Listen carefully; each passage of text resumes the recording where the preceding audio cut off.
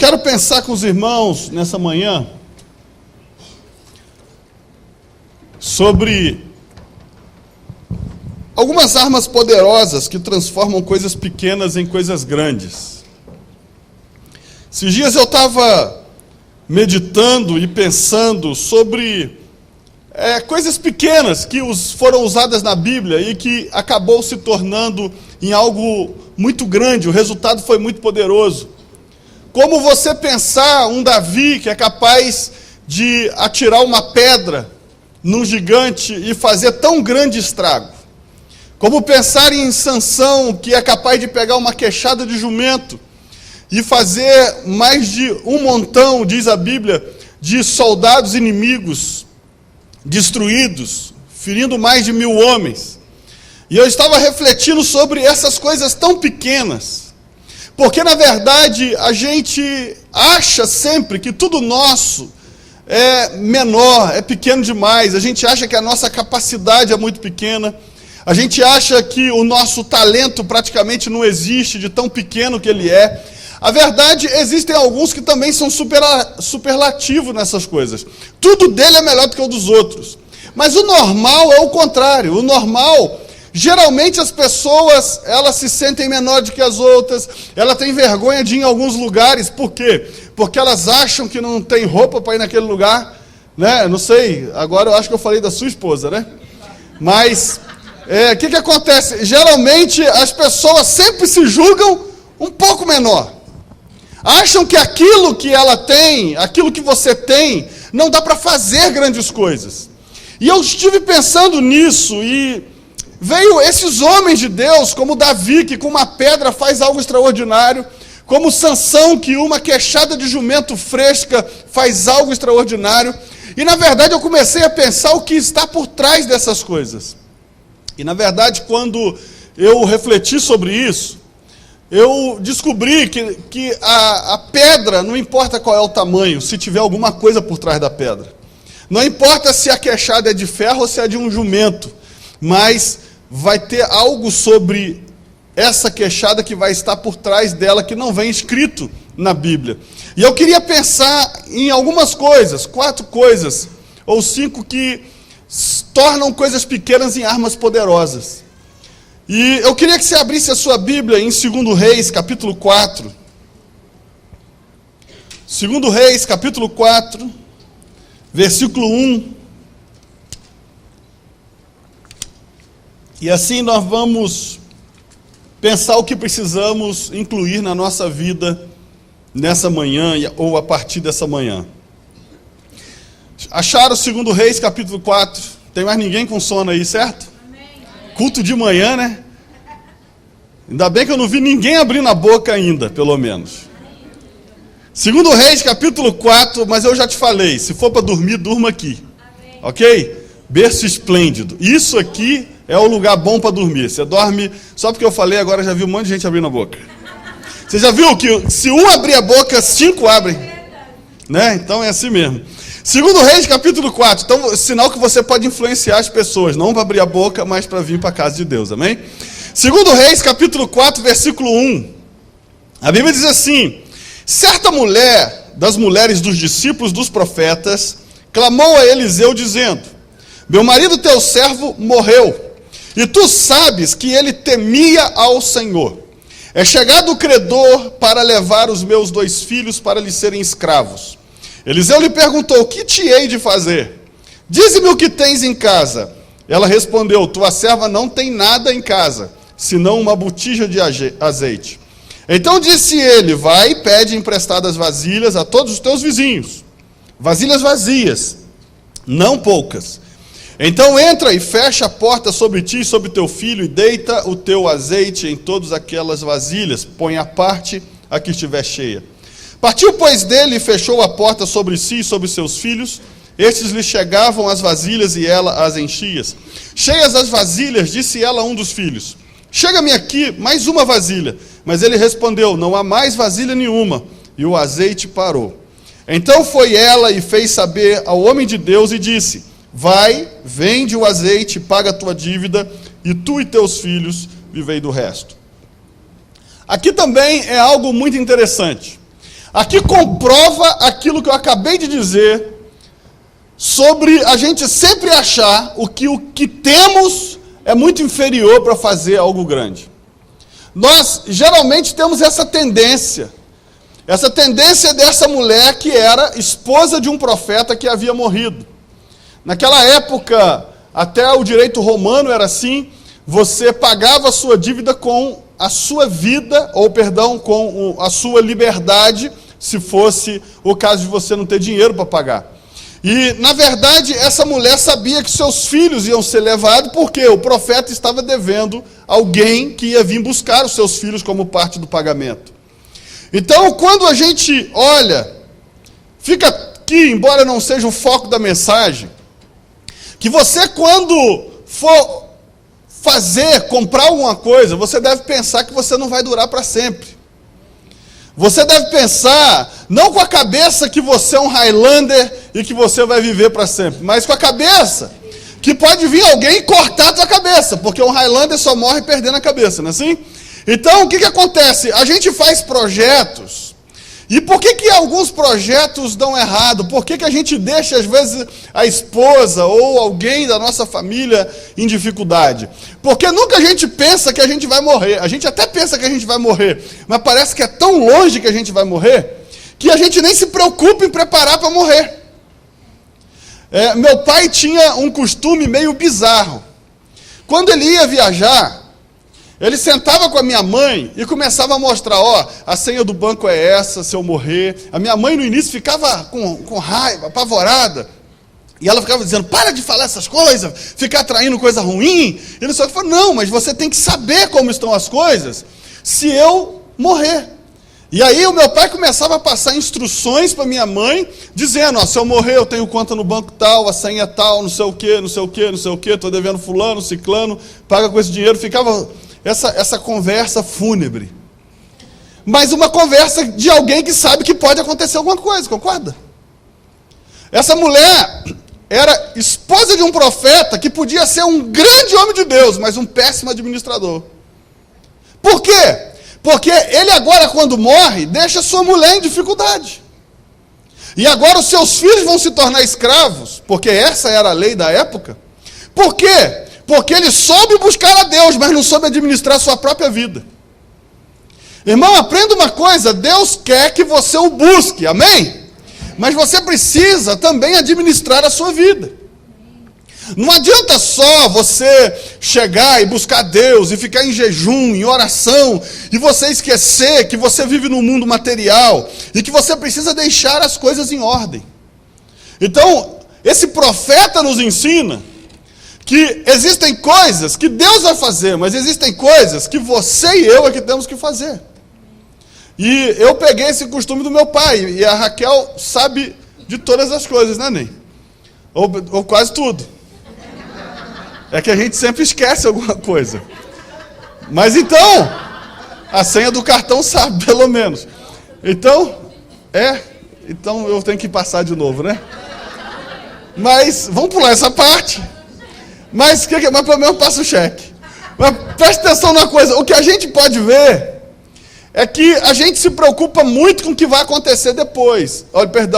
A gente não se preocupa com o que vai acontecer amanhã se a gente faltar.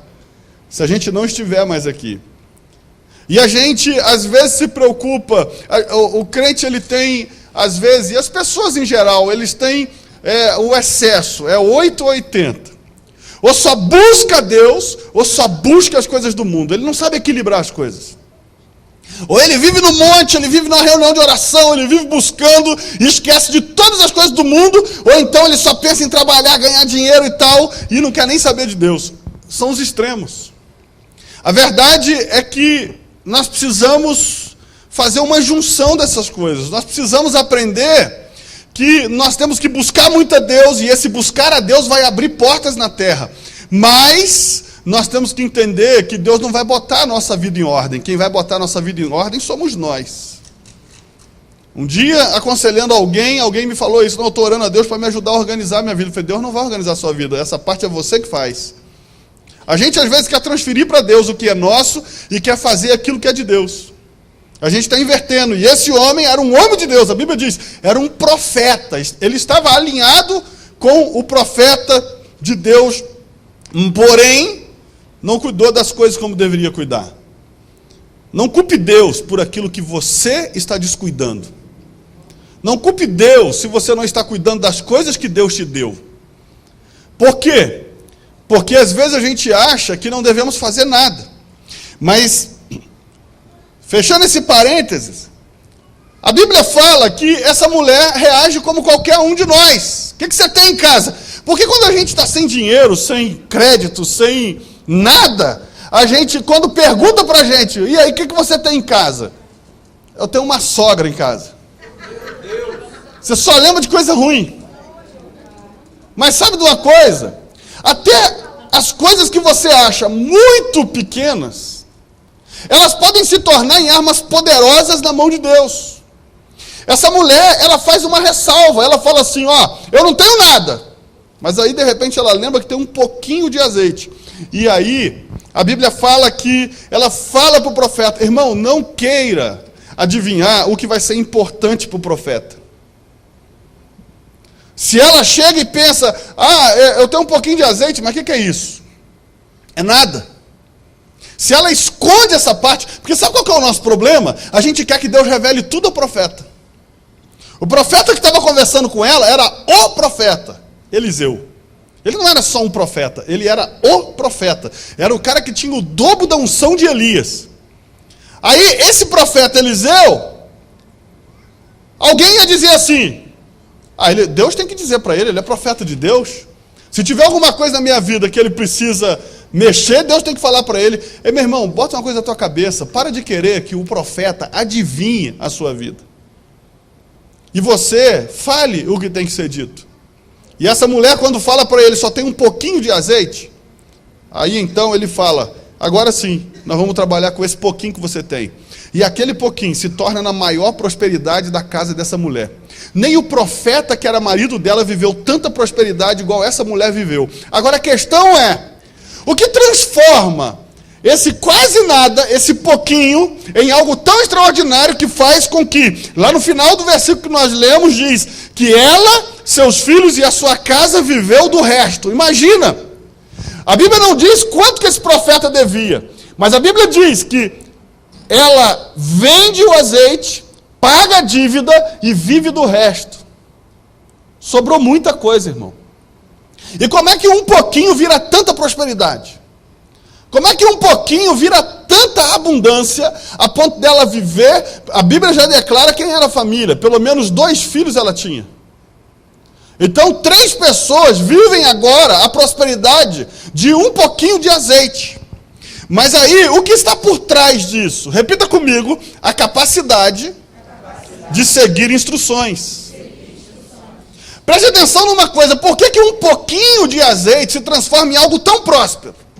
Por que um pouquinho de azeite agora está pagando a dívida do profeta que deixou e morreu, e agora ainda vai trazer o dinheiro para que ela, os 2 filhos e mais alguém que estiver morando com ela, viva não na escassez, mas na abundância? A capacidade de seguir instrução. Então a arma poderosa não é o azeite. A arma poderosa não era o profeta Eliseu. A arma poderosa era a capacidade de seguir instruções. Se você olha para esse texto, até quando a instrução acabou, ela voltou para pegar mais instrução. Perceba uma coisa, quando você lê esse texto, o profeta Eliseu disse, vai, pede emprestada vasilhas a todos os teus vizinhos, vasilhas vazias e não poucas. Entra e fecha a porta sobre ti e sobre teus filhos, e deita o teu azeite em todas aquelas vasilhas. Põe a parte que estiver cheia. Versículo 5 diz, partiu, pois ela, e fechou a porta sobre si. Sabe o que significa? A instrução última, que era a instrução que traria prosperidade de verdade, não foi liberada no meio do texto.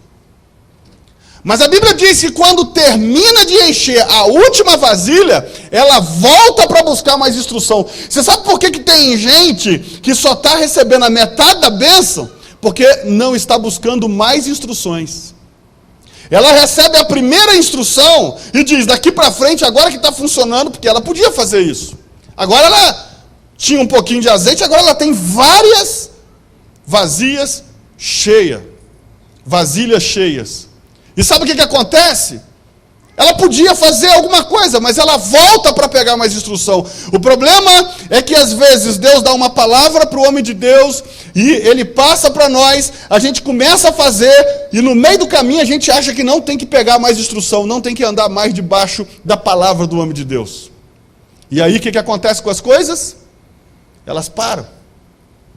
A tua capacidade de cumprir instrução vai determinar qual é o nível da prosperidade que você vai viver. Se você olhar para Noé, homens que cumprem instrução, olha que interessante. Noé recebe uma planta de uma arca de algo que nunca tinha sido construído antes. Noé estava construindo o primeiro navio e não por que não dizer o primeiro transatlântico? Porque ele ia rodar os oceanos por meses, meses e meses. E a questão é que quando a gente recebe uma instrução de Deus, a nossa primeira reação não é colocar o papel na mesa e cumprir. É questionar, será que isso vai funcionar? Eu acho que isso não funciona. E Noé agora tem que construir uma coisa que ele nunca viu num lugar onde não tem água.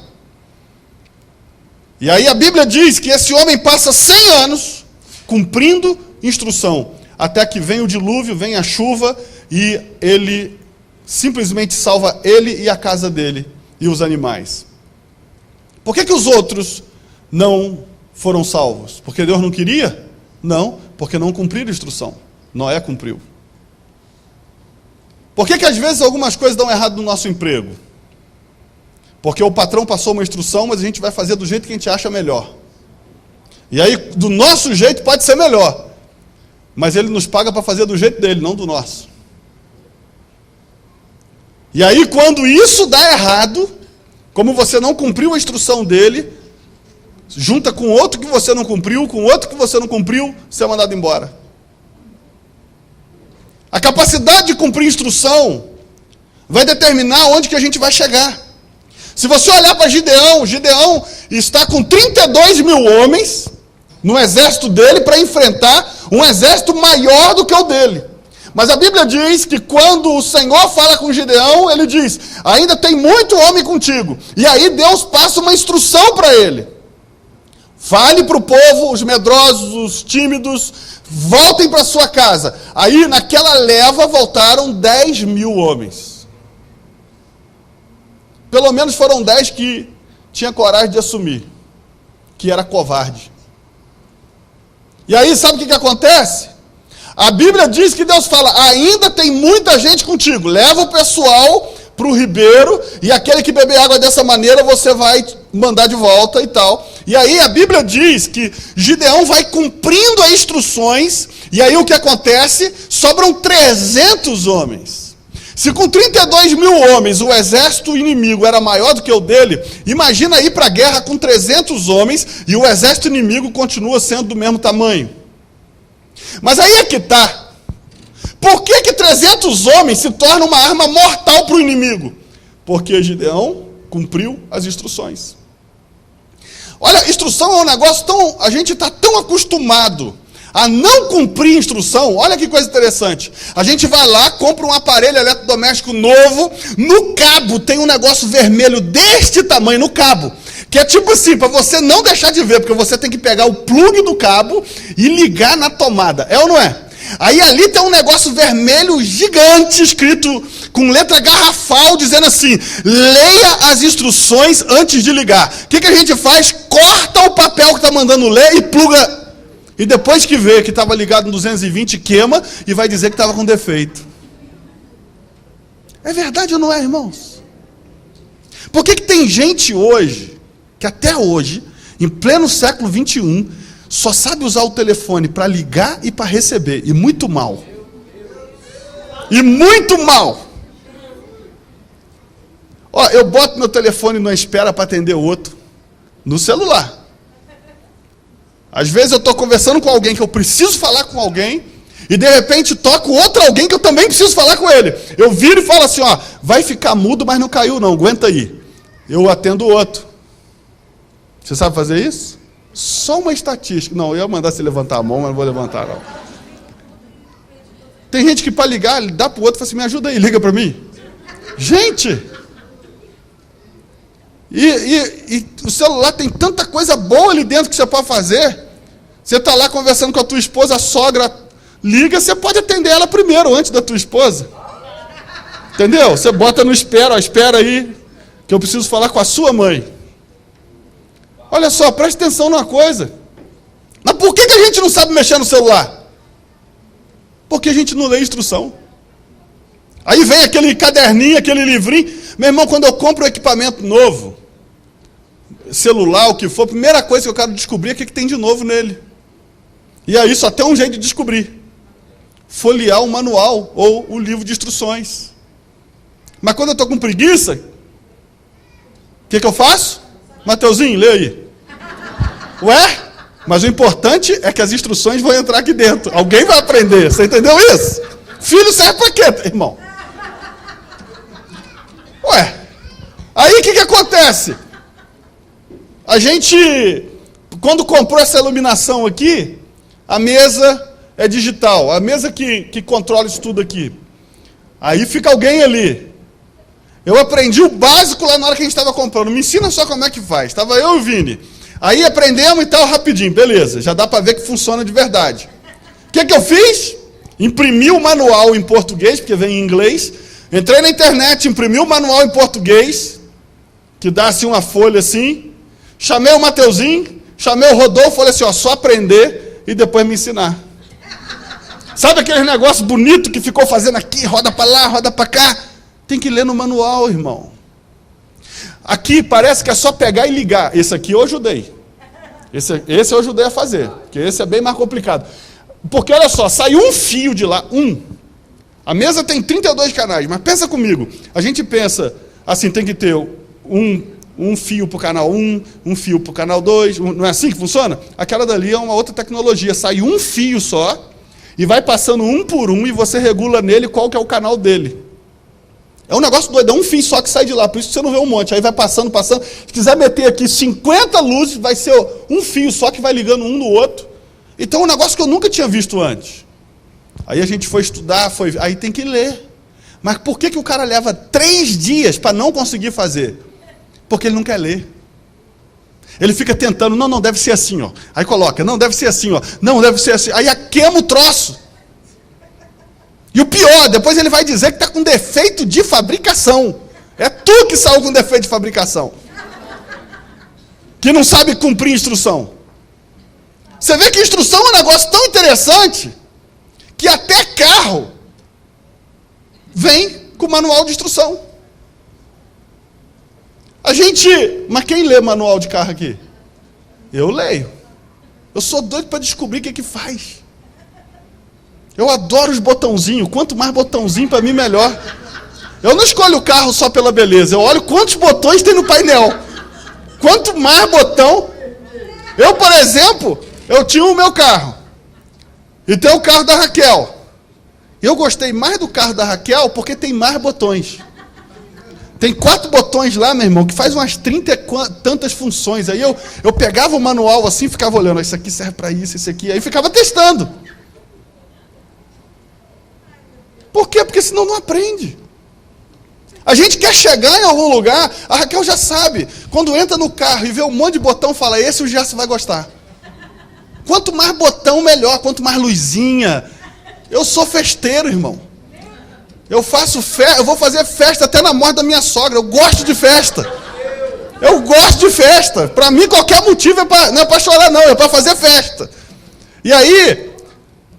A gente quer coisas novas sem receber instruções, sem ler instruções. E a gente quer que as coisas funcionem. Se você olhar para Josué, imagina se gritar, vai fazer alguma coisa. Gritar numa guerra é mostrar para o inimigo aonde você está para ele te acertar mais fácil. E qual que é a estratégia de Deus para Josué? Josué, você vai por 7 dias rodear a muralha de Jericó. E ninguém vai poder falar nada, mas no 7º dia, vocês vão dar 7 voltas, e na última volta, os sacerdotes com 7 trombetas, vão tocar as trombetas, e aí o povo vai gritar fortemente, e as muralhas vão cair. Meu irmão, quando que grito derruba alguma coisa? Mas era a instrução. Era a instrução que Deus estava dando. Ah, pastor, mas isso é frescura. Por que tem que ter 7 sacerdotes com 7 trombetas? Não sei, mas no manual de instrução estava dizendo 7 com 7 trombetas. Ah, mas pastor, mas isso é besteira. Porque Deus mandou em cada volta dar uma volta. Por que na 7ª volta tinha que dar 7 voltas? Porque está na instrução. Você entendeu isso? E aí, sabe por que as coisas não funcionam? Porque a gente quebra uma parte da instrução. Você já abriu o cofre com segredo? Já abriu? Então, você tem uma instrução. 3 voltas para a direita até o número 15. Parou ali. Se parou no 16, já quebrou a instrução, você pode fazer o resto todinho, não vai dar certo. É assim que funciona cofre. Aí ele bota tantas voltas para a esquerda e depois meia volta para a direita. Se não cumprir a instrução, o cofre não pode ter a chave. Pode ter a chave. Uma vez aconteceu um negócio muito engraçado, onde eu trabalhava, estava lá o cofre, lá na empresa, um monte de dinheiro dentro do cofre, o tesoureiro, porque era assim, na época, eu tinha o segredo de rodar, e o cara ficava com a chave. E quando eu estava chegando em casa, aí ele virou para mim, ligou e falou assim, você volta? Eu falei, voltar por quê?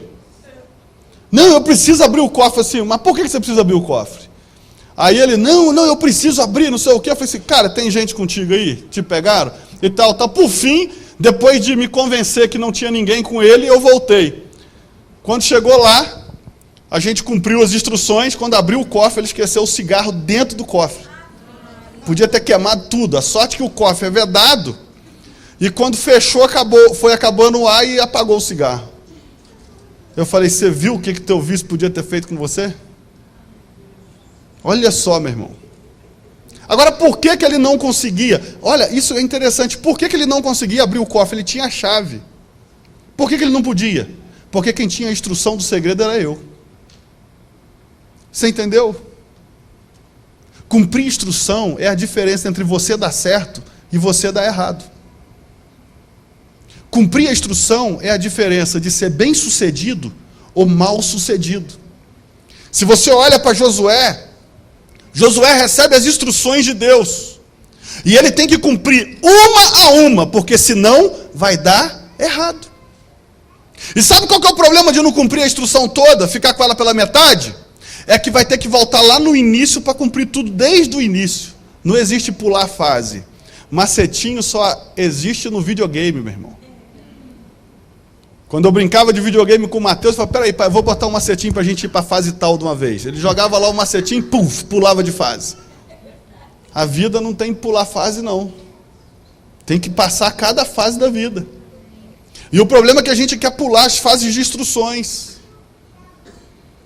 Olha para a gente, muitas das vezes, quantas pessoas você conhece que na hora de estudar, ela quis ficar fora do colégio e agora está precisando voltar para o colégio.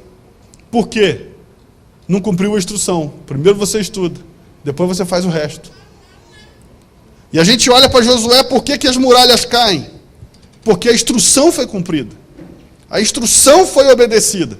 Meu irmão, se tem um negócio que me aborrece, é não cumprir a instrução.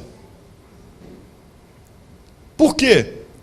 Porque a instrução te protege. A instrução vai fazer com que na hora que terminar a instrução, a porta do cofre abra, você entende? Então a nossa capacidade de seguir instruções vai determinar o nível da nossa vitória. Às vezes a gente está tendo vitória pela metade porque cumpre a instrução pela metade. Eu tenho certeza que a partir de hoje você vai saber usar o teu celular.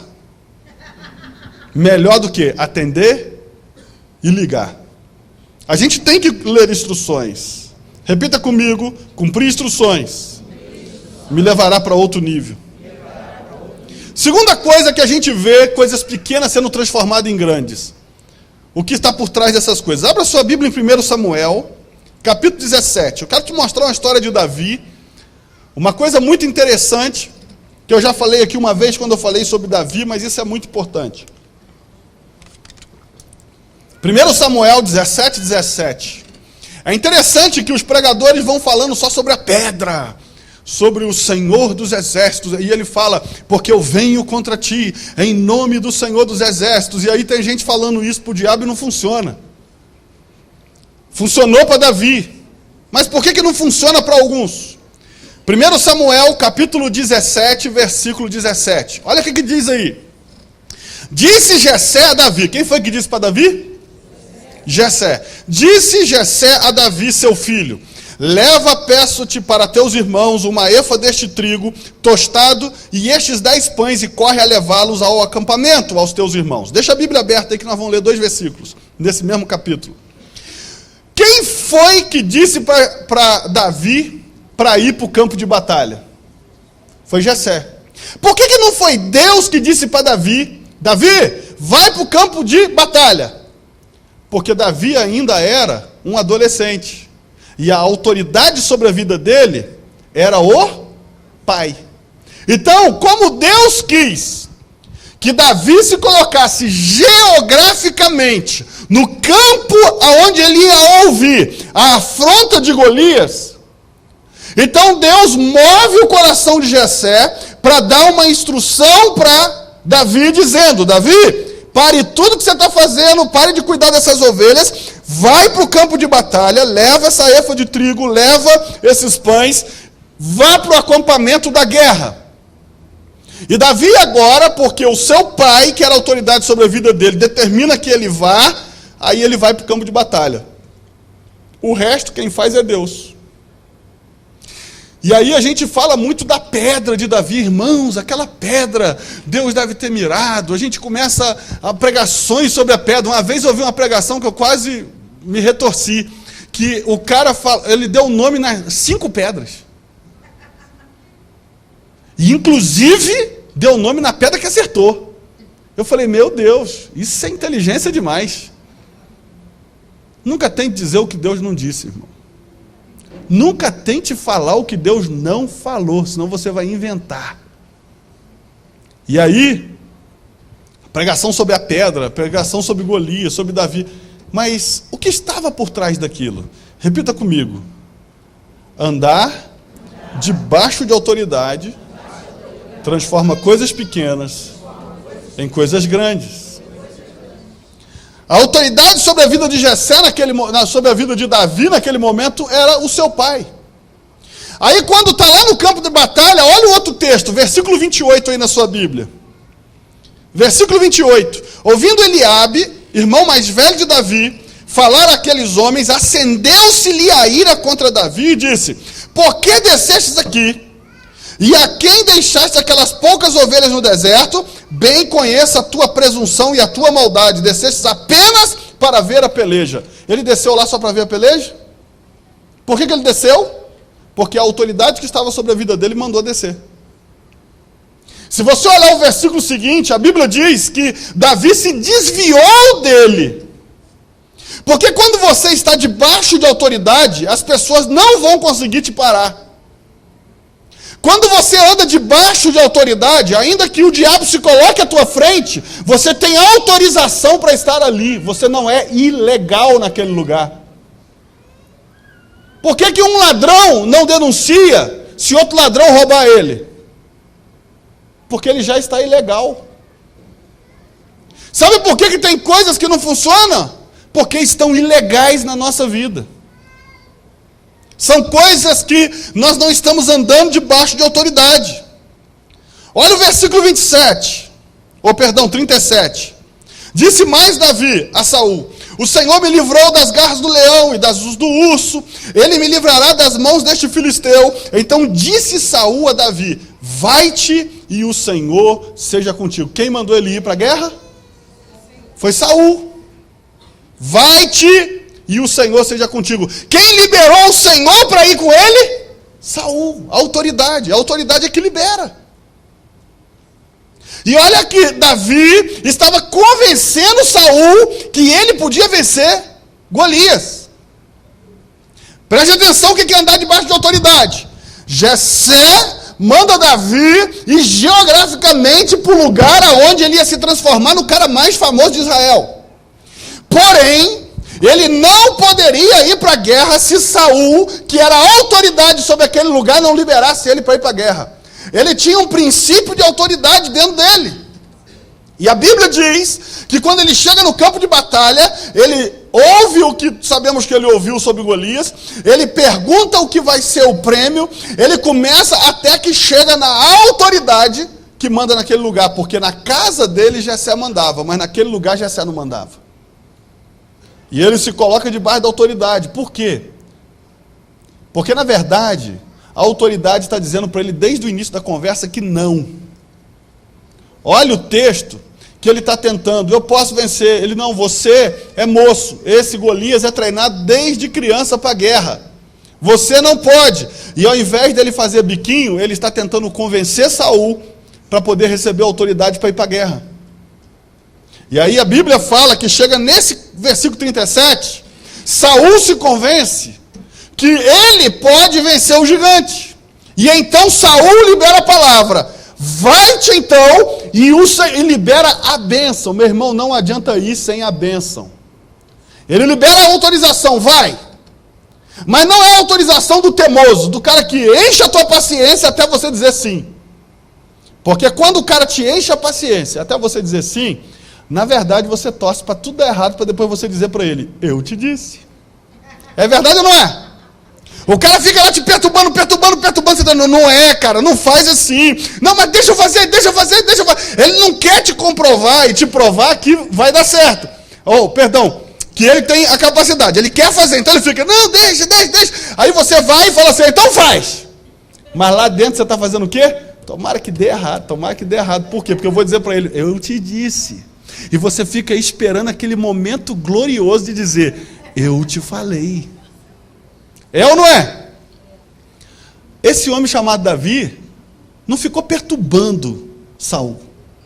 Ficou convencendo, ele tinha argumentos para mostrar que ele podia. E ele começa a falar do urso, do leão, as maneiras que ele venceu e tal, até que Saul se convence e não dá uma palavra assim, quer saber de uma coisa? Vai então. Se tu morrer, o problema é teu. Não, ele disse, vai e abençoa. O Senhor seja contigo. Você sabe o que Saul está dizendo? Vai e eu espero que você vença, eu confio em você. O Senhor esteja contigo. Entendeu o que é andar debaixo de autoridade, irmão? A gente fala muito sobre a pedra, mas o que veio antes da pedra é mais poderoso do que a pedra. Você entendeu isso? Esse homem vai para a guerra agora com escudos invisíveis. Ele vai para a guerra agora com algo que o mundo natural não pode ver, mas o mundo espiritual já viu. Ele sai da casa dele debaixo da autoridade de seu pai. E agora ele sai do arraial do acampamento para a guerra debaixo da autoridade do rei. E abençoado pelo rei. Você sabe por que tem coisa na nossa vida que não está funcionando? É porque a gente quer fazer para provar que ia dar certo. Davi não estava querendo ir para a guerra para provar nada para Saul. Davi não estava indo para a guerra para provar para Eliabe que ele podia. Davi simplesmente estava indo debaixo de autoridade. Irmão, não tente provar para ninguém, porque vai dar errado. Quando a nossa motivação é errada, tudo vai dar errado. Não, eu vou provar para o meu pai que eu conseguia. Eu vou provar para minha mãe, eu vou provar para o meu patrão. Mas por que não prova trabalhando para ele? A gente está fazendo a motivação errada. Esse tipo de motivação chama-se orgulho. Você não quer dar certo porque quer dar certo, você quer dar certo para provar que você vai dar certo. Pare de competir com os outros e venha competir com você mesmo. Porque quando você começa a olhar para os outros, você vai vendo, mas fulano já tem isso, eu não tenho. Mas sabe o que a gente tem que fazer? A gente tem que olhar para nós e ver assim, como é que eu vou ser amanhã melhor do que hoje? Eu já cheguei aqui, pastor, as pessoas se acomodam. Não, pastor, mas quando eu comecei, eu não tinha um cabrito para dar água. Mas agora, já estou lá com 5 ovelhinhas, já estou com carro, já estou com... Ei, meu irmão, Deus tem algo maior para a sua vida. Não para por aí, não. Não fica na metade do caminho, não. Agora, nunca queira fazer para provar para os outros que você consegue. Porque vai dar errado. Você olha para esse homem chamado Davi, ele anda debaixo de autoridade. Sabe o que acontece? Não vá para a guerra sozinho. Você sempre vai ser questionado com que autoridade está fazendo isso. Não faça o que dá na tua cabeça e não ande fora de autoridade.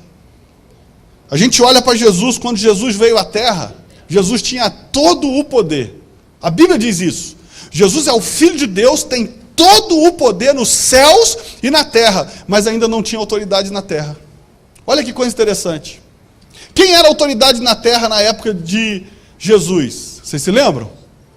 Um cara chamado João o Batista. João Batista era a autoridade. Naquela época, não se falava em nome de profeta nenhum que não fosse João Batista. Aí o que Jesus faz? Filho de Deus, com poder nos céus e na terra, mas ainda precisando receber a autoridade na terra. Aí o que ele faz? Vai ser batizado no batismo de João. Aí João, entendendo que Jesus tinha todo o poder no céu e na terra, diz: eu é que preciso ser batizado por você. Jesus fala: me convém cumprir todas as coisas. João batiza Jesus. Olha o que é andar debaixo de autoridade. Jesus, hein? Agora Jesus tem poder e autoridade. Por quê? Naquela hora, João tinha dito antes assim: vem um depois de mim, mais poderoso do que eu, falando de Jesus, da qual eu não sou digno de carregar, não é tirar não, carregar as sandálias dos pés dele para ele. Quando aparece Jesus, acontece o que ele falou. A minha autoridade agora é nada perto da autoridade desse homem. João transfere a autoridade para Jesus naquele batismo. Não espiritualmente, mas diante dos homens, porque os homens precisavam reconhecer a autoridade de Jesus. Por quê? Porque um poder sem autoridade é ilegal. O traficante tem poder ou não tem? Bota a ordem no que ele quiser lá, não é? Mas é ilegal, não tem autoridade. E o policial anda armado, tem poder ou não tem? Tem. Mas por que não é ilegal? Porque tem autoridade. Entendeu? Poder sem autoridade é ilegal. Na terra e no céu. E aí você olha para João, Jesus lá na frente, sempre vão questionar você com que autoridade faz isso. Lá na frente, Jesus conversando com os fariseus, Jesus é questionado pelos fariseus. Com que autoridade você faz isso? Não perguntou com que poder. Olha o texto lá. Os fariseus e escribas não perguntam para Jesus, com que poder você faz isso? Eles estão querendo saber, com que autoridade você faz isso? O que Jesus fala? Antes de responder isso, me responda primeiro. O batismo de João era do céu ou era da terra? Eles ficaram enrolados. Porque eles não tinham como questionar a autoridade de João. E Jesus se submeteu à autoridade de João e se tornou maior que João. Porque o próprio João falou: vem um que será maior que eu. E aí sabe o que acontece? Os fariseus falaram: é melhor não responder. Não sei. Aí Jesus fala: também não vou te responder. Mas eles entenderam da onde vinha a autoridade. Eles não questionaram o poder. Eles questionaram a autoridade. Preste atenção numa coisa: no mundo espiritual nunca vão te questionar o poder. Vão te questionar a autoridade. Por isso que aqueles filhos de Cefas, aquele judeu famoso entre os judeus, viram Paulo expulsando demônios. E aí vê um cara com espírito maligno. E os filhos de Cefas chegam e dizem: nós te conjuramos em nome do Jesus que Paulo prega. O diabo não questiona o poder de Jesus nem de Paulo. Ele questiona a autoridade do cara que está falando. Se fosse pelo nome de Jesus, o diabo ia ter que sair. Se fosse pelo nome de Paulo, lá usando a autoridade de Paulo, ele ia ter que sair. Agora preste atenção. O diabo pega a questão e fala: eu conheço Jesus. Sei quem é Paulo. E vocês? E a Bíblia diz que os demônios pegaram e deram uma coça neles. e tiraram a roupa deles. Por quê? Eles estavam exercendo poder sem autoridade. Andar debaixo de autoridade, meu irmão, é a diferença entre vida e morte, entre bênção e maldição. A autoridade é um negócio tão poderoso que até Jesus se submeteu à autoridade de João. Se você olha para Neemias, Neemias é uma das histórias mais lindas que tem na Bíblia. Neemias era copeiro de um rei. Chega a notícia que Jerusalém estava destruída, queimada, as portas, os muros destruídos e tal. A Bíblia diz que esse homem senta e chora. Está na hora da gente resgatar a sensibilidade com os outros. Está na hora da gente resgatar a sensibilidade com o problema dos outros. Você já viu muitas das vezes passando nos telejornais, enfermeiras, médicos, vendo pessoas estribuchando na maca e parece que não sentem mais nada, acostumaram com a desgraça. Você já viu, às vezes passa aí na televisão direto, e os caras só sabem dizer assim: eu não posso fazer mais nada, não estão me dando condições. Já viu isso em reportagem? Quantas vezes? Sabe o que está acontecendo com a gente? A gente está se tornando insensível. O sofrimento dos outros não toca mais na gente. O sofrimento dos outros não faz a gente querer ajudar os outros. A gente vai se tornando insensível. Neemias não era assim.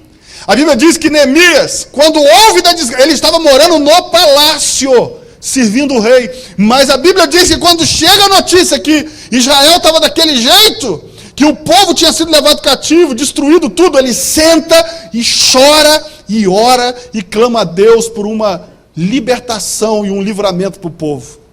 Capítulo seguinte, Deus já ouve a oração desse homem. Eu não sei quantos anos se passaram naquele capítulo, ou meses, ou dias, mas a Bíblia diz que quando ele vai servir o rei, o rei percebe que ele está triste. E quando o rei pergunta o que foi que aconteceu, preste atenção, meu irmão, detalhe, ele continua servindo mesmo estando triste. Tem gente que só sabe servir os outros quando está alegre, quando recebeu bênção. Neemias serviu com excelência, mesmo estando triste. As pessoas não têm culpa do seu problema. As pessoas não têm culpa do meu problema. Tem gente que quando passa problema sai dando patada em todo mundo, troca a ferradura e usa com pressão. Não é assim? Neemias podia ter trocado a ferradura e mandado coisas para tudo quanto é lado. Ele continua servindo. Ele é capaz de servir ainda que esteja triste. E quando ele serve triste, o rei percebe e diz: por que você está triste? Aí ele conta: eu não tenho como estar alegre, a minha cidade foi destruída, os portões foram queimados, os muros foram derrubados, o povo está disperso. E o rei vira para ele e diz: o que você me pede? Está lá em Neemias 2,7. E ele, ao invés de dar uma resposta rápida, ele busca Deus e volta e diz: me dê cartas, tá?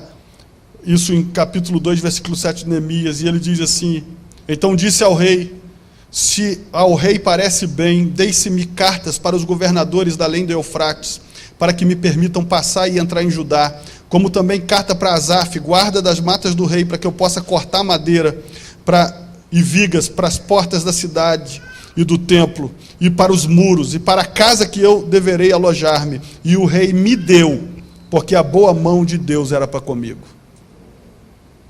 Sabe por que não conseguiram parar Neemias? Não era só por causa do Deus de Neemias. É porque ele andou debaixo de autoridade. Ele tinha cartas que lhe davam autoridade.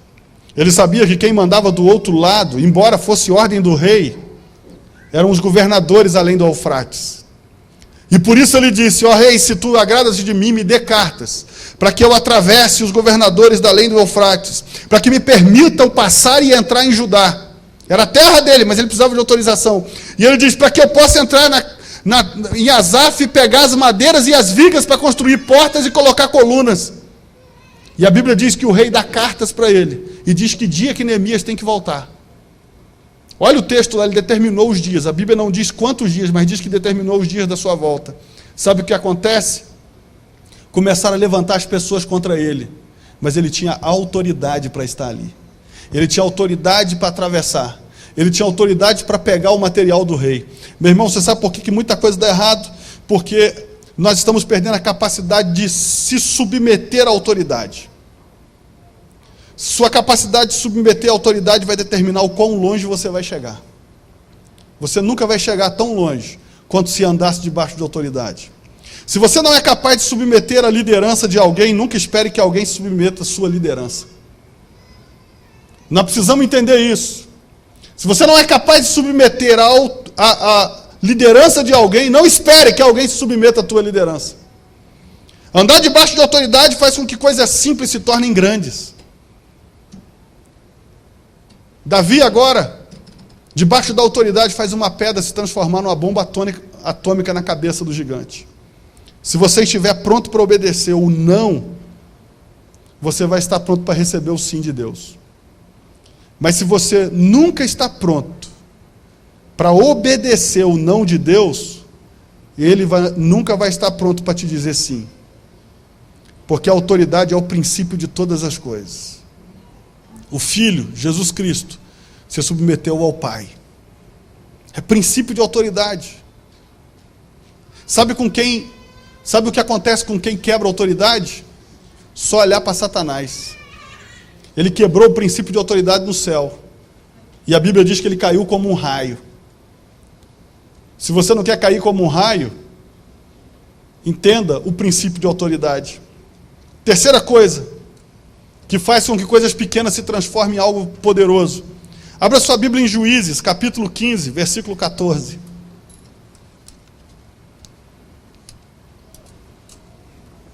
Juízes.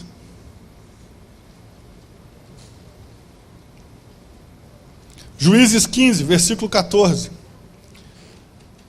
É bom que hoje é domingo, o culto só termina 8h30 da noite, né? Sem atraso. Fora o atraso. Juízes 15, versículo 14. Acharam? Diga amém. Chegando ele a Leí, os filisteus lhe saíram ao encontro jubilando. Porém, o Espírito do Senhor, olha que coisa interessante, os inimigos jubilando contra Sansão.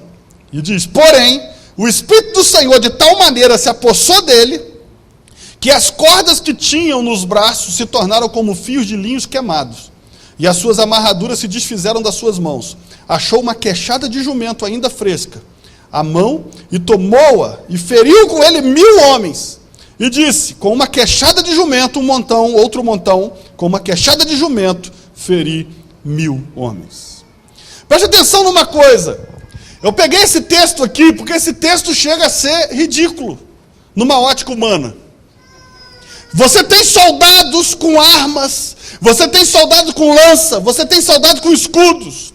Sansão já era o homem mais temível da terra. Os filisteus sonhavam em matar Sansão a qualquer preço e a qualquer custo. Mas a Bíblia diz que este Sansão não tinha uma arma sequer, estava totalmente amarrado. Veja uma coisa que você precisa perceber. Todos os textos que você encontrar na Bíblia, falando de Sansão, todos, antes de dizer o poder sobrenatural que ele puxou aquele portão da cidade, de tudo que ele fez, vai vir assim, e o Espírito do Senhor se apossou dele. Tudo vai vir com isso escrito. Ele pega a Bíblia diz que primeiro o Espírito Santo toma conta de Sansão, ele olha uma queixada de jumento fresca, e ele pega aquela queixada de jumento e é a arma dele. Você tem que entender o que está acontecendo naquela hora. Você tem milhares de soldados, 1000 foi o que ele matou. Mas você tem milhares de soldados que veio jubilando porque prenderam Sansão. E a Bíblia diz que este homem, que não tem lança, não tem espada, e não tem o escudo que os mais de 1000 soldados tinham, pega uma queixada de jumento, e aquilo se torna numa arma mortal. O que transforma um negócio tão simples numa arma mortal? Repita comigo, a unção de Deus faz a diferença. A arma, não importa qual seja, a unção é que faz a diferença. Não importa se Sansão não tem nem escudo, mas a unção é o escudo. Não importa se ele não tem uma arma sequer, não ser um pedaço de osso, mas aquilo tem unção. Sabe qual que é o problema de hoje? As pessoas querem crescer, mas não buscam a unção de Deus. Vivemos uma época que as pessoas querem fazer sucesso. E não tenho nada contra o sucesso. Aliás, que você faça muito sucesso. E me leve junto contigo no teu jatinho particular.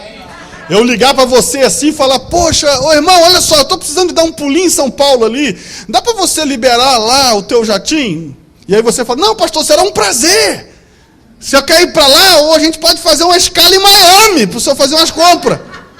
Né? Fazer um desvio pequeno. Faça muito sucesso. Ei, meu irmão, Deus não tem problema. Você sabe, eu conversava com algumas pessoas, eu dizia, a gente está invertendo o pai que a gente tem, fazendo o pai que é bom virar um pai ruim. A Bíblia diz que foi Deus, a Bíblia diz, do jeito que eu estou dizendo, que Deus fez Moisés famoso. Repita comigo, famoso. Ei, meu irmão, ser famoso não é pecado. O pecado é o que você vai fazer com a fama. É outra história. É outra pregação. Agora, ser famoso não é pecado. Tanto é que a Bíblia diz, Deus fez Moisés famoso aos olhos dos capitães de Faraó e dos egípcios. Deus fez. A Bíblia diz que Josué, a fama dele correu por toda a terra. Deus não tem problema com seus filhos famosos. Aliás, Deus faz os seus filhos famosos. José se tornou famosíssimo. Daniel se tornou famosíssimo. Deus não tem problema com a tua fama. Ser famoso não é pecado. Não tem problema nenhum. Mas sabe qual é o nosso problema? Queremos fazer sucesso sem buscar a unção de Deus. O sucesso pelo sucesso. Queremos fazer milagres, mas não queremos buscar unção e poder para fazer milagres. Queremos fazer sinais, prodígios, maravilhas, mas não queremos buscar o Deus que dá a unção para isso. Se você olhar na Bíblia, você vai encontrar um homem chamado Paulo, que a Bíblia diz que as pessoas pegavam os aventais é modo de falar, os lenços, né? Coisas que estavam vestindo um judeu chamado Paulo, pegava as coisas dele, levava, colocava sobre os enfermos, os aventais, os lenços de Paulo, e o que acontecia com os enfermos? Eram curados. Por quê? A unção. A unção ia no lenço. A unção ia junto, porque tocou nele, a unção. A Bíblia diz que o que tocar o altar será santificado. Significa que se ele está com unção, o que tocar nele é santo. E aí a Bíblia diz que Paulo, mas por que acontecia isso? Por causa da unção. Se você olha para a Bíblia diz que quando o espírito maligno se apossava de Saul, Davi pegava a harpa e tocava, não expulsava demônio. Tocava. E a Bíblia diz que quando ele tocava, o espírito maligno deixava Saul. Por quê? Porque ele tocava bem? A unção que estava sobre ele. Se você olhar para a Bíblia diz que a sombra de Pedro curava. Tem noção? O cara tinha tanta unção na vida dele, que na medida que ele passava, o pessoal olhava que lado estava o sol, para ficar do outro lado contra. Ei, meu irmão, mas sabe o que era o eclipse? Porque eclipse é assim, né? Alguma coisa que se coloca na frente do sol e aí causa um eclipse, uma sombra lá embaixo, não é assim? O eclipse solar, o que for, é desse jeito. O pessoal estava pensando que o eclipse vinha do sol. Então vamos nos colocar atrás dele. Mas na verdade o eclipse vinha do Espírito Santo. Quem estava fazendo a sombra não era o sol, era o Espírito Santo que andava do lado dele. E aí o que acontecia? Até a sombra de Pedro tinha tanta unção que curava os doentes. Sombra, se tiver unção, se transforma em algo poderoso. Um dia, uma pessoa me procurou, tem CD gravado, tem um monte de coisa, e falou comigo, pastor, eu queria entender, porque ela veio pedir uma consultoria de negócio mesmo. Queria entender o que eu posso fazer, porque assim, eu lancei o CD, o negócio não funcionou ainda e tal, eu vou aqui, vou ali, vou não sei aonde e tal, mas não... E eu procurando um jeitinho, porque assim, você pode ser profeta, mas você não precisa ser ignorante. Porque profeta é meio ignorante. Profeta é o cara que bota o dedo e fala assim, é tu. Profeta é o cara que detona. Por isso que profeta não pode ser pastor de igreja, porque vai ficar vazia. Profeta, é sério, olha para a Bíblia. Olha para a Bíblia e vê como é que os profetas lidavam com as pessoas. O pau quebrava. A hora que Jesus estava fazendo o papel do profeta, ele falava, raça de víboras! Na hora que ele fazia o papel de pastor, ele dizia, quem não tiver pecado, atira a primeira pedra. Entendeu qual a diferença de um profeta para um pastor? O profeta e o mestre vai ensinar. Mas o profeta, meu irmão, vai meter o dedo na ferida e vai perguntar, é aqui que está doendo? Um dia a Raquel estava com a dor aqui no pescoço, foi no médico, o médico começou assim, é aqui. Meu irmão, que não fosse, já vai ser ali. O troço está doendo lá, está não sei o que, é aqui. Profeta é assim, é aqui. Não, a gente abre um aqui também. Profeta não está preocupado se o cara vai gostar do que ele falou, não. Profeta de verdade, porque tem profeta que vai dar um... Aí o profeta, ele... Não. E tu? Quando Jesus está com aquela samaritana, ele está fazendo o papel do profeta. Ele diz, e esse que você tem não é teu, mandou na lata. Pau! Não é assim? E quando ele está fazendo a visita a Zaqueu? Ele é pastor? Não, esse é filho de Abraão. Hoje veio salvação a essa casa. Entendeu? Por isso que profeta não cuida de ovelha. Porque, meu irmão, elas vão sair tudo quebrada. Vai parecer o MMA das ovelhas. Entendeu? O profeta é assim. Profeta, ele não tem muito essa coisa, não. Ele manda o pau mesmo e não quer nem saber. Sabe? E a gente precisa começar a entender que quando a gente olha para a nossa realidade, tem hora que a gente está sendo muito ignorante, está sendo profeta demais sem ser. E eu virei para aquela menina, tentando ser mais pastor do que profeta, que às vezes é difícil. E eu falei com ela, falei assim, com muito jeitinho, falei, olha só, cantar bonito, tem um monte de gente que canta. Assim, com muito jeitinho, tentando não ser profeta. A diferença é a unção.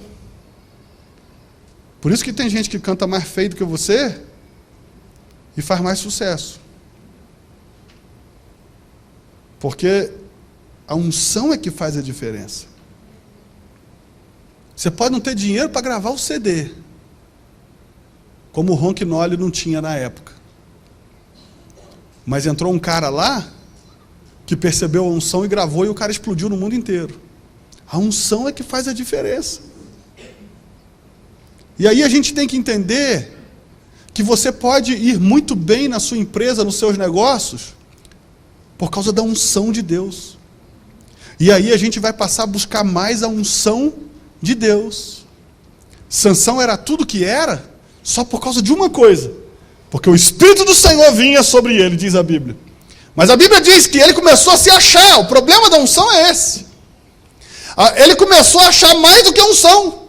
E a Bíblia diz que de repente ele levanta, Dalila fala, os filisteus vêm sobre ti, e a Bíblia diz, ele não sabia que o Espírito de Deus, ou seja, a unção, tinha se retirado dele. E quando a unção saiu, ele ficou igual a todo mundo. Você sabe o que vai te fazer diferente? É a unção, senão o resto você é igual a todo mundo. Você pode ter a voz linda, vai ter um monte que tem a voz linda. Você pode tocar muito bem, mas vai ter um monte que sabe tocar bem. Você pode pregar muito bem, mas vai ter um monte que vai saber pregar melhor do que você. Mas o que faz a diferença? A unção. O cara pode falar o português todo errado.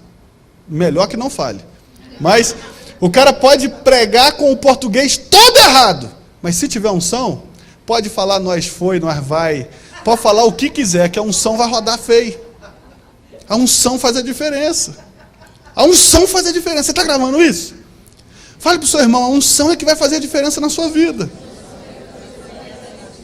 Você tem que orar e pedir a Deus unção para fazer esse negócio que você faz. Essa empresa que você tem, esse emprego que você tem. Pede a Deus unção, Senhor, me dá unção para fazer isso aqui.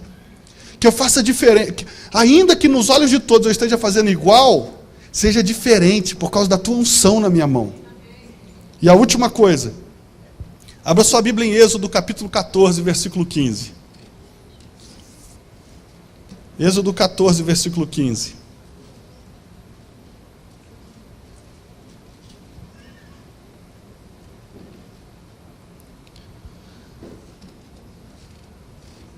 A última coisa que eu quero te mostrar que está por trás de uma arma poderosa que, na verdade, aos olhos humanos é fraco. Versículo 15 diz: então disse o Senhor a Moisés: por que clamas a mim? Dize aos filhos de Israel que marchem, e tu levanta a tua vara e estende a tua mão sobre o mar, e fende-o, para que os filhos de Israel passem pelo meio do mar em seco. Última coisa que eu quero te mostrar é a partir desse texto aqui. A Bíblia diz que Deus dá uma ordem para Moisés, na hora que ele está entre o mar e os egípcios que estão vindo matá-los. A Bíblia diz que ele fala só: por que vocês estão clamando? Marche! Você sabe qual é o nosso problema? A gente está resmungando na hora de marchar. A gente perde tempo reclamando, ao invés de caminhar.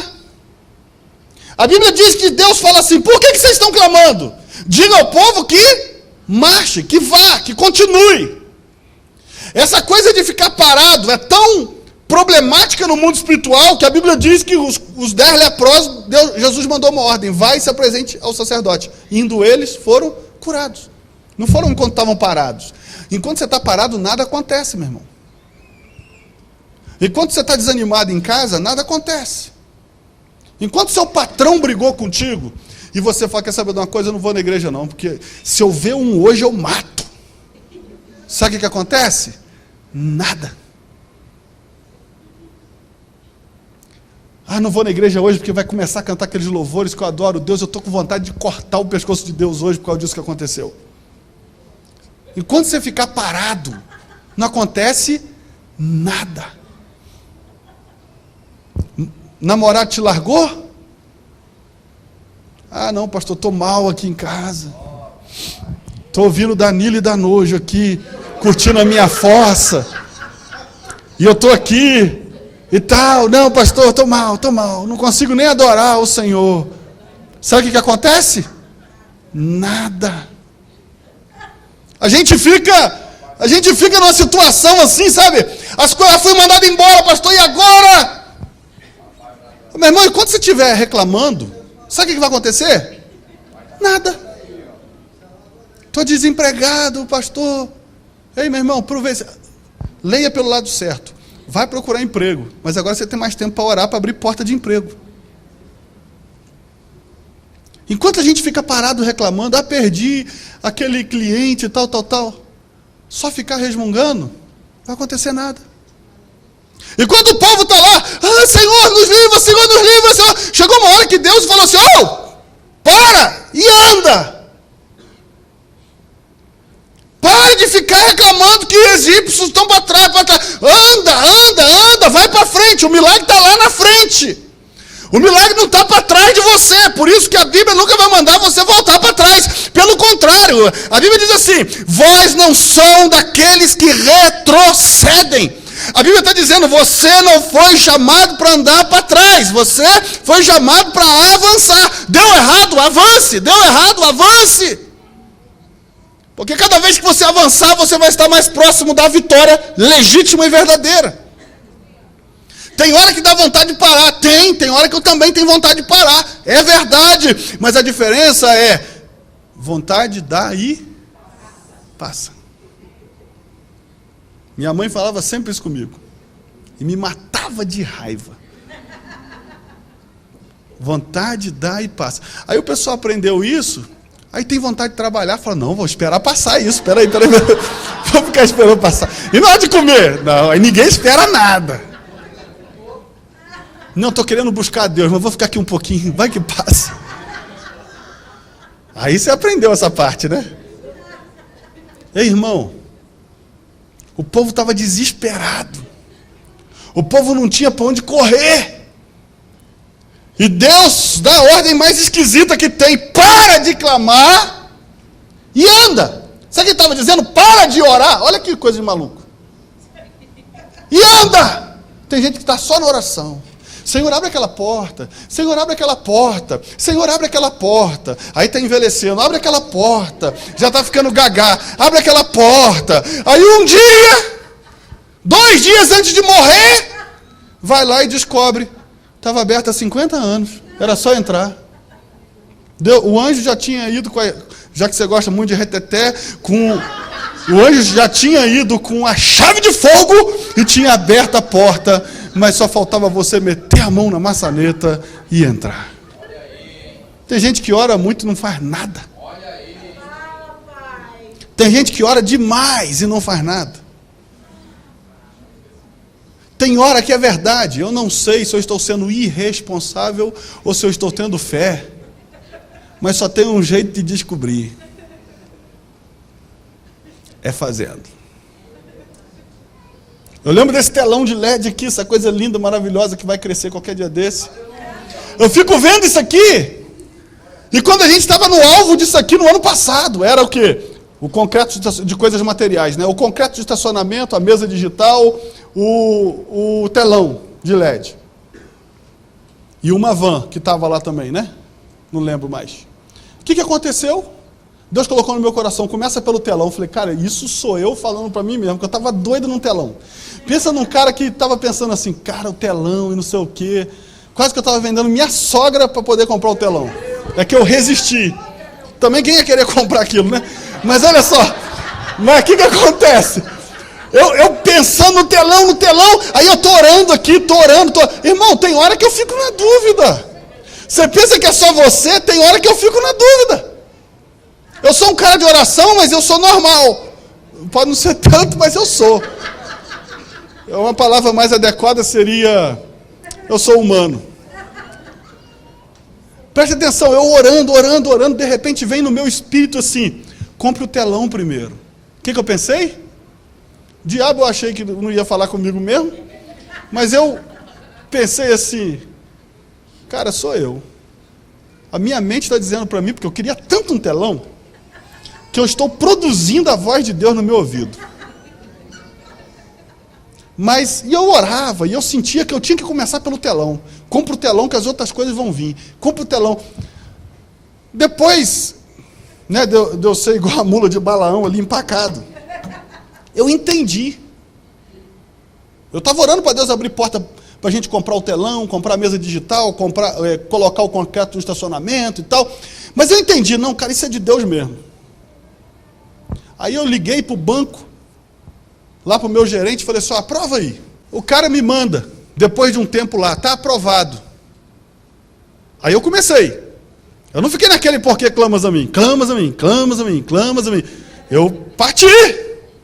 Fui para São Paulo, fui para Curitiba, vi em São Paulo, fui para Curitiba, literalmente, fui no Rio, para ver preço do telão, porque esse não compra na Casa Bahia. Aí eu fui lá, tinha que ver funcionando. Esse ainda não vende, né, Daniel?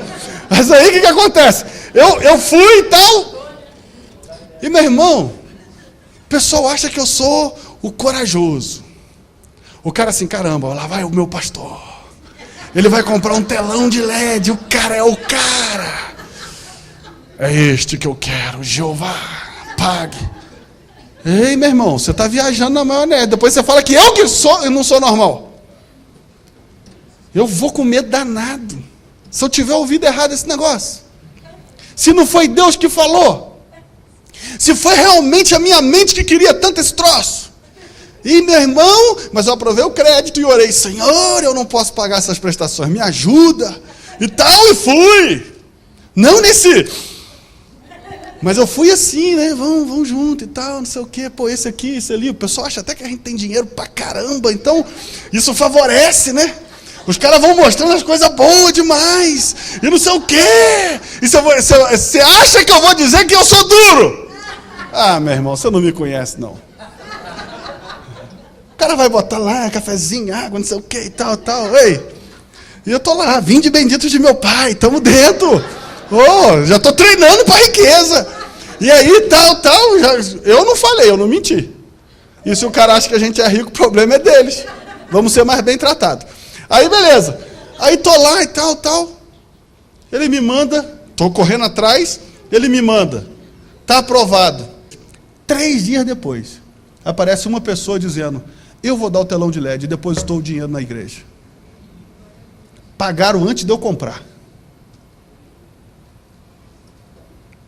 Vai ficar só clamando, irmão? Vai ficar só pedindo para abrir a porta? Agora, eu fiz conta. Não é conta de dívida não, conta. Para ver. Assim, ó, esse mês dá para vender a sogra, depois dá para vender a Margarete, depois dá para vender a Bia. A gente vai fazendo conta, depois a gente vende os pretendentes da Bia e a gente vai assim, entendeu? Aí vende os pretendentes do Mateus, aí vai assim. Depois vende os mentirosos, aí você faz a conta, entendeu? Você faz a conta. Bom, se eu fizer assim, mesmo que tudo dê errado, é capaz de dar para fazer esse negócio. Porque o problema também é que o pessoal vai e faz um monte de bobagem. É em nome de Deus. Faz um monte de bobagem. Você entendeu isso? Aí, a gente precisa olhar e ver assim, você está orando sobre isso? Estou. Mas há quanto tempo? Há tanto tempo. Será que não está faltando uma partezinha tua nessa história, não? Você vai ver que a maioria das coisas que Moisés fez foi com a vara. Se você olhar Êxodo 14:16, vai dizer que é esse que você leu, que ele com a vara estendida abre o mar. Se você olhar Êxodo 8:16, vai dizer que com a vara ele bate na terra e faz piolho. A praga dos piolhos. A Bíblia diz, Moisés, sua vara sobre a terra do Egito, estendeu ele e se fez piolho. A Bíblia diz em Êxodo 7:9 que ele fere as águas com aquela vara e se transforma em sangue. Se você olhar, imagina, os magos da época e os feiticeiros deviam ser doidos para ter a vara que estava na mão de Moisés. Era o negócio. Parecia até aquele negócio do Harry Potter, não, do outro lá, dos anéis. O cara, assim, pô, se eu tiver aquilo dali, meu irmão, eu tô com tudo. Ei, mas tem coisa que funciona na mão dos outros que não vai funcionar na tua mão. Porque não era a vara que era poderosa. Aí é que eu quero terminar dizendo, o que fazia com que a vara que Moisés tinha fosse poderosa, embora era uma madeira igual qualquer outra? Repita comigo. A obediência transforma uma vara em uma arma. Sabe por que a vara funcionava? Obediência de Moisés. Moisés até questionava. Eu não estou fazendo que Moisés seja o cara perfeito. Moisés teve uma hora, quando tinha 40 anos de idade, que ele atropelou o processo e por isso ele ficou fugitivo 40 anos no deserto. Aí vem aquelas teologias que deserto é a escola de Deus. Não, deserto é coisa para o cara que fez errado.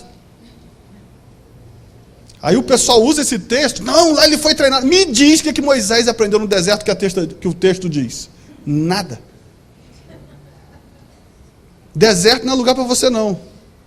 Mas às vezes a gente vai para o deserto porque desobedeceu. Porque não fez o que tinha que fazer. Porque achou que a gente é que apertava o início do nosso ministério. Foi o que aconteceu com Moisés. Por que Moisés foi para o deserto? Porque, se você olhar lá, no Novo Testamento, Paulo diz que ele pensava que o povo de Israel ia entender que ele ia ser o libertador. Significa que com 40 anos de idade, ele já sabia que ele era o libertador do povo. E pensou que o povo ia entender. Mas como não entendeu, ele fugiu. Significa que, se a Bíblia diz que com 400 anos o povo ia ser livre e levou 430 anos, significa que Moisés ia começar o ministério dele não com 40, mas com 50, era só 10 anos para frente. E porque ele quis começar antes da hora, atrasou 30. Entendeu? Eu não estou falando que Moisés era perfeitinho, só quero dizer que ele aprendeu a lição. O fato de você ter desobedecido não significa que acabou tudo. Significa que você tem que aprender com essa lição para não errar de novo. A obediência é o que transformava um cajado na mão de Moisés em uma arma temida pelos egípcios. O que dava acesso a ele, a esse poder sobrenatural naquela vara, era o quê? Obediência. Onde é que começa isso? Monte Horebe. Ele fala, o que você tem? Deus conversando com ele, e ele dizendo que, eu não posso, eu não consigo. Agora ele está todo bloqueado. E Deus falando, volta, você vai liberar o povo. Aí começa com o quê? Obediência. Está lá no monte.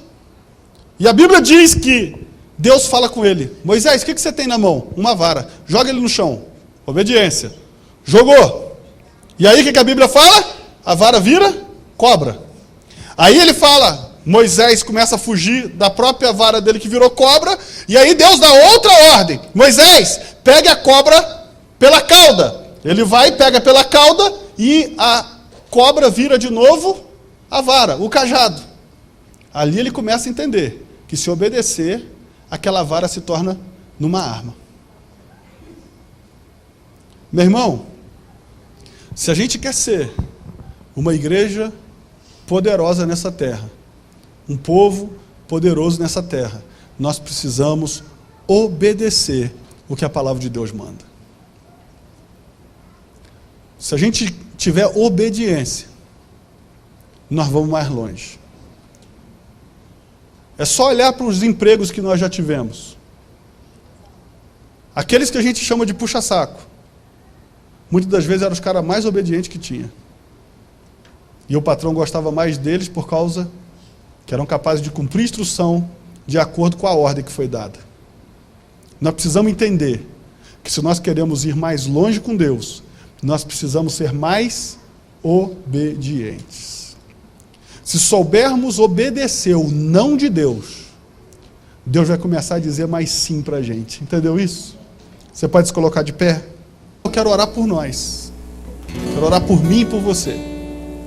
Coisas que não fluem na nossa vida porque estamos pensando que é só clamar e que Deus vai fazer e não queremos tomar as nossas atitudes. Então, você recebeu a palavra de Deus, você tem que orar muito, mas tem que fazer muito também. Tem que ir para dentro, buscar o que é teu. Lembrando que não vai ser os seus cursos, sua faculdade, seus idiomas, não é isso que faz a diferença é a unção de Deus na sua vida. A diferença não é o que você é capaz de fazer, é o que a unção é capaz de fazer na nossa vida. Feche os seus olhos. Pai, obrigado por essa palavra.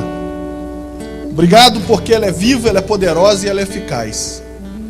Te peço que a Tua palavra fale mais alto ao nosso coração. Te peço que a Tua palavra não nos deixe esquecer. Que nós venhamos ser aqueles que somos capazes de cumprir instruções até o fim. Que sejamos aptos para obedecer. Para pedir instruções e obedecer. Que nós venhamos ser capazes de buscar a Tua unção até que ela nos encha de forma sobrenatural. Pai, perdoa as falhas de desobediência. Perdoa-nos quando o Senhor nos mandou cumprir instruções que não cumprimos. Perdoa-nos porque ficamos orando e não agimos. Perdoa-nos também porque às vezes nem oramos e nem agimos. Senhor, nos ajude a nos manter perto do Senhor. Que nós não venhamos ficar de longe, mas que nós venhamos buscar a Tua face, que o Senhor nos dê unção nessa manhã para mudar a história. Que nesta manhã caia sobre nós uma unção fresca. Que nesta manhã caia sobre nós uma unção nova, uma unção renovada sobre as nossas vidas. Que nesta manhã nós venhamos ser restaurados. Que nós venhamos ser avivados, que nós venhamos andar em fé. Que nesta manhã nós venhamos fluir no Teu Espírito Santo. Que nós saiamos daqui como verdadeiros guerreiros do Senhor.